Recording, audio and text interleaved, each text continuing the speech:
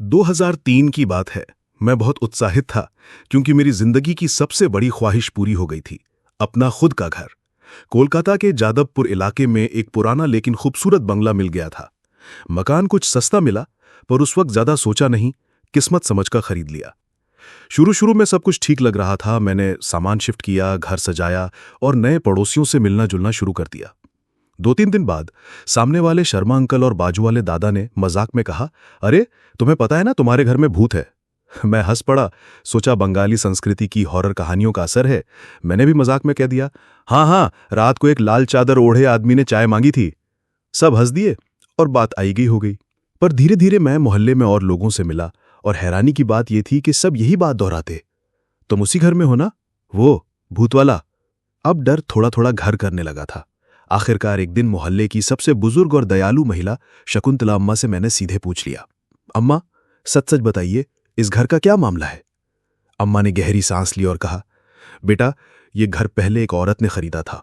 वो एक रात भी यहां नहीं रही। उसने कहा, यहां रात को किसी के चलने की आवाज आती है, कोई आदमी रसोई में बैठा रोता है और उसकी कमीज पर खून के धब्बे होते हैं। अम्मा ने बताया कि एक पड़ोसी जो मकान के रेनोवेशन में मदद कर रहा था, उसने बताया कि एक दिन प्लास्टर लगाते हुए उसकी जटाएं किसी ने खींच ली। वो वहां से भागा और फिर कभी नहीं लौटा। मैंने सोचा शायद मुझे वहम हो रहा है। कभी कभी नींद में किसी के चलने की आवाज आती थी या हल्की सिसकियां सुनाई देती थीं। पर मैंने खुद को समझाया कि ये सब वहम है, कोई वास्तविकता नहीं है। फिर एक दिन मैं पास की दुकान में गया।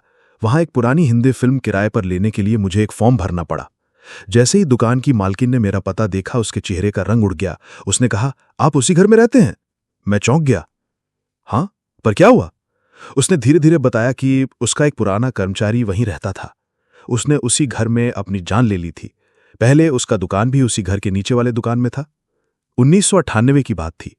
उसका नाम आरफ था और वो एक और आदमी के साथ उस घर में शिफ्ट हुआ था। उसी हफ्ते उसे एक HIV टेस्टिंग सेंटर से चिट्ठी मिली जिसमें लिखा था कि वो पॉजिटिव है।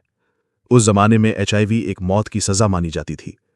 वो घर की रसोई में बैठा एक कटोरे में समोसा डालकर खाया और फिर खुद को सिर में गोली मार ली। जब पुलिस पहुंची तब तक बहुत देर हो चुकी थी। वो महिला दुकान वाली वहां पहुंची थी, लेकिन पूरा घर पुलिस टेप से घिरा हुआ था।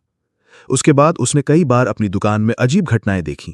वीडियो कैसेट खुद ब खुद शेल्फ से गिरना, हवा में उठना, बिजली का झपकना। फिर मैंने अपनी दुकान वहां से हटाकर यहां कर ली। अब सब बातें जोड़कर मैं समझ चुका था कि कुछ तो है।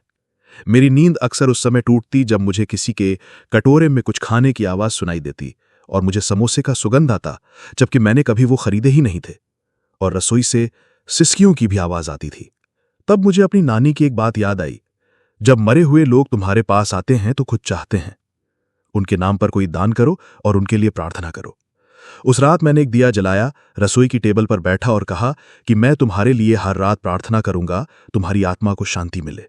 मैंने रोज 9 दिन तक दिया जलाना शुरू किया और उसकी आत्मा की शांति के लिए प्रार्थना किया। 9वां दिन था। रात के ठीक 2 बजे रुलाई की आवाज इतनी तीव्र थी कि दीवारें कांपने लगी थीं। ऐसा लगा जैसे कोई सांस नहीं ले पा रहा, हाँफ रहा है।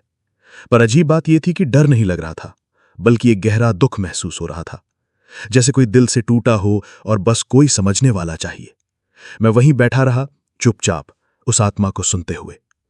45 दिन तक मैंने दिया जलाकर प्रार्थना की। फिर धीरे धीरे सब ठीक हो गया।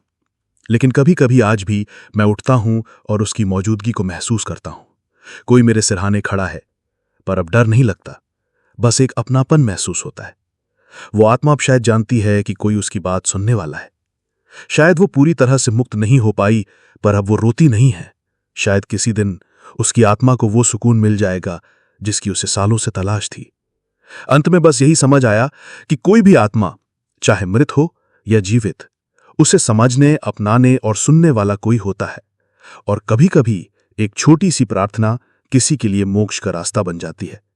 क्या आप कभी ऐसे मकान में रहे हैं जहां कोई आज भी इंतजार कर रहा हो? तो कमेंट में जरूर बताएं।